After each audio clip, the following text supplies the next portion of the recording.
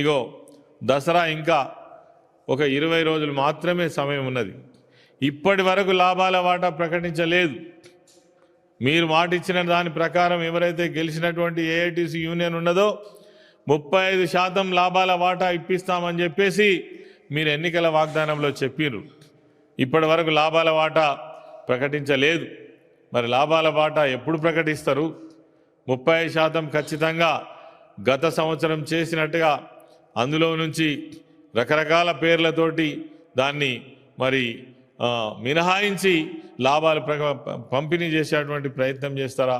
మరొకసారి మోసం చేస్తారా?